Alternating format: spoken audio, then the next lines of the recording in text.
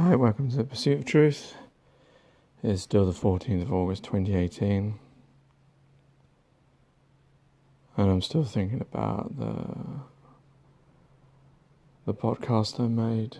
I think it was the last but one, the one where I was talking about change, the impossible dream. I think I mentioned it before, but as I look around me, I see that the possibility of this realization that the way things are, we could change if we wanted. There's no one forcing us other than ourselves as a collective. But I don't see it happening because people are either happy or they don't realize. A bit like being asleep in a dream. You know, when I walk around, I see people are just their vested interest is buying things, like people with families, young children. They're happy. They're not gonna suddenly want to rip up everything, the fabric of our existence and change it. How many, like I often go on about how many people would it take, for the lie of the flat earth or for the lie of conspiracies. How many people would need to know that knowledge, to keep it. But to change everything that we believe in, that needs everyone, every 7 billion of us, if that's actually an actual figure. I'm sure it's not. But what I mean is it needs everyone to acknowledge that. Well, first understand that everything around us is a man-made concept. But that's the hardest thing to make people understand. And I'm not the first to do it. George Orwell referenced it in 1984. The absurdity of society and how it can be manipulated and invented. And many other authors and great thinkers and poets alike have all, not all of them, but there are those that have, I'm sure, mentioned this idea that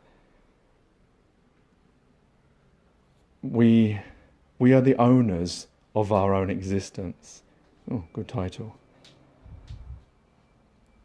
We're born into this place with all its rules. And I often equate it to the same as a board game with its rules. You roll the dice, you go around, you're happy to do that. That's what we're doing. But just like when you play a board game, it's your choice to play that board game, to adopt those rules, to play that game, to have that fun. But you could just as easily play a different game. But I don't understand why we don't see that. Because these things are like childish thoughts. These are the same thoughts I had as a child. I remember saying, there's famine in the world, or people are starving, that the people don't have houses. Why can't we just print money? No, and you're told, no, you can't just do that. It's not that simple. Even though, they actually did it in quantitative easing when the banks were going in trouble. They did actually print their own money and devalued the gold reserve or whatever it is that it's based upon. But if you said that to someone, a sensible person, that people are starving, that we could just print money, give everyone money, they would laugh at you and say, no, you can't do that. That's not how the world works. That's not how it is. What do you mean that's not how it is? That's not how the world works. Who made the world like this? Did you make it like this? Did I make it like this? No. It was people hundreds of years ago. Thousands of years ago, maybe even. The evolution of where we are today. People who, like I said before, they wouldn't even be able to work a smartphone. They wouldn't even be able to understand the internet or the complexities of a movie. or manufacturing something. They won't even be able to understand it, and yet we are living by their rules that they thought up hundreds of years ago. It's like there's so many things in our existence are based on things years and years and years ago, and we just keep on that treadmill going round and round and round. Keep it going. Because that's how it is. How stupid are we? People, I'm sure, in the future will look back on our times and think we were like cavemen. You know, like the same as when we look back at people when they had headaches. They used to drill a bloody great hole in someone's head to let the pressure out. That's the kind of way they will look at us for living this stupid system that we invented and entrapped ourselves. These invisible chains that we wear that we made. But the thing is, I'm thinking, like, how would this change happen? I mean, I understand that, yes, I could live any way I wish, but I can't, because I'm living within a system that I have no control over or power over.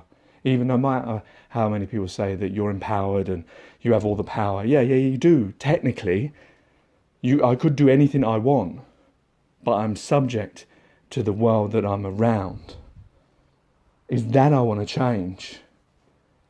Is that we all are we happy with the world that we're living in? Are you happy that on your watch, you and me, we are all the same species, but we divided ourselves out? Are we happy that people die needlessly in this country, in other countries, all about this existence, through lots of different ways that are preventable? Those that die of diseases that we have cures for, those that die because they don't have the infrastructure that we could build for them, those that live out on the streets because no matter that you're living in a first world country, the economy isn't helping you because all the money is going to businesses and rich cats, and the normal worker can't even afford things that his grandparents and his parents could afford. So he's sleeping out on the street and he dies of hypothermia. All of these things. I mean, they're just like actual examples. You could say things like other conditions like HIV, AIDS, cancer, leukemia, brain cancer, all different types of medical conditions that we may be able to have sorted out if we were working as one, rather than, I'm going to set up my own charity and I'm going to research this. And I'll employ 100,000 people and we'll be researching this. Well, another charity sets up. Give me your money. That charity will set up and it will employ people. Give me your money. And then another charity. How many different charities are looking at the same things? And then it's not just them. What about all the different universities that are trying to find cures? And all the pharmaceutical companies all working against each other? Or do they really want to solve the disease, or do they want to keep their pot of money from going into someone else's hands? Because if they really wanted to cure things, wouldn't it be the most sensible thing for them all to work together? No, that would be stupid. How could they work together? How could I set up a business and my neighbour set up a business and we work together and we employ the same amount of people and we work on the same kind of things and we pull that money into one pot? Around the world, how much money could all these different diseases and all these researchers working together, surely, tell me that's not logical. Tell me that wouldn't actually make things speed up a little bit. But no. Let's not do that. Let's divide everyone out because everyone wants to make money. Everyone has to make a living. So I'll set up my own charity and they'll set up their own charity and they'll set up their own research institute and they'll set up their own university. And that's your country and that's my country. And I'm not going to share information with you because I want to make money. I want to sell you these drugs to keep you alive but never cure you.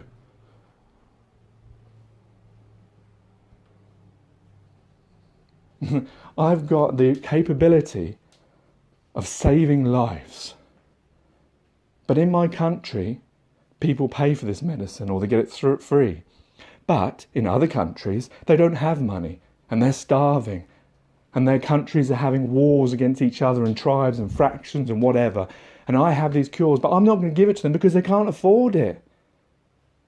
So they die. Unless there's some charity. And I'm asking you, the public, for money so that I can give this medicine that has been made from the things that are on this planet that all of us own equally. It's not yours, it's not mine. This isn't England, this isn't Scotland, this isn't Wales, this isn't Ireland, this isn't Africa, this isn't Europe, this isn't America. This is old-fashioned thinking. These are people thousands of years ago who, for their own reasons, decided this is theirs and it's not yours and you can't have it and you can't share it with me because I'm fucking selfish. Because all I care about is myself. And we're living by that kind of mentality. Yet we claim to be in the 21st century, we claim to be civilised. Fucking how civilised are we? That we will have borders and that we will not realise that we're actually the same species. That we're saying, you're black, I'm white, you're Asian. No, they're fucking not. We're all humans. We're all one species, whatever name you want to call it, because everything's made up anyway. All the names are made up. All the things that we see around us have all been given names that we ourselves have made up. If you believe in God, then everything is yours because he gave everything to every one of us. He didn't say it's yours, it's yours, it's yours, it's yours. It's all of ours. If you don't believe in God, then it's all of ours anyway.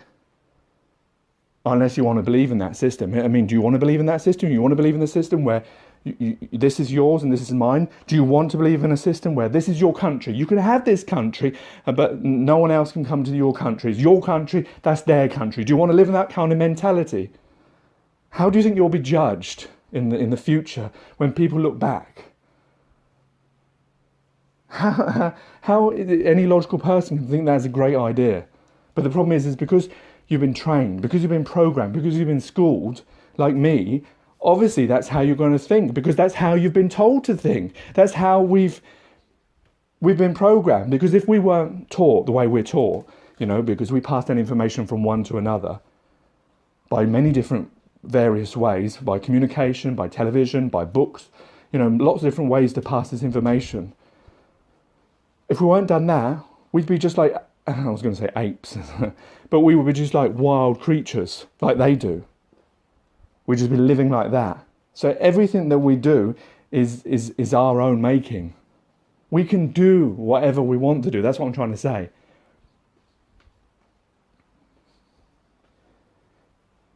But how do you convince everyone in the world to change, to look at themselves, to look at the way we live and say, yeah, we're going to give that all up. No one's going to give all that up. Even me, if they said you have to give up your whole house, the flat that I rent, if they said you had to give that up and go live out on the street while we sort things out,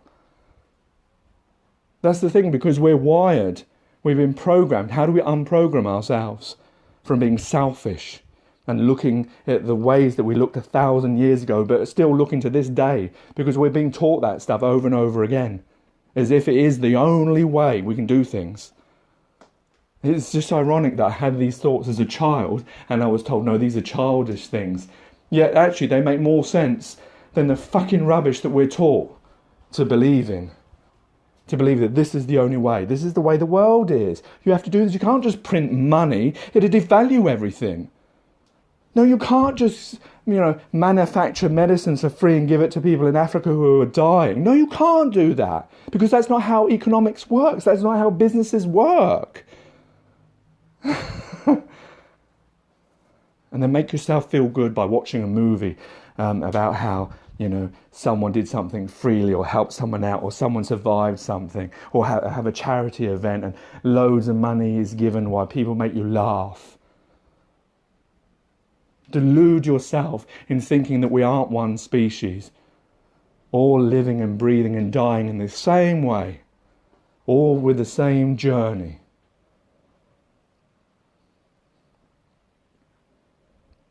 I just know it's impossible to change this. Because no matter how many people listen to this, which will be a few anyway, it's not gonna... the problem is the people that have the most influence, the ones that really could change things, the powerful people, the rich people, they own everything. They're not going to give everything up. Even if they don't, even because they've been schooled the same way as we have. But they have entitlement. And they're not going to... It's difficult, even for us people to give these things up. Imagine someone who has everything and thinks everything that they've done, they earned that stuff. They worked for that stuff, and maybe they did.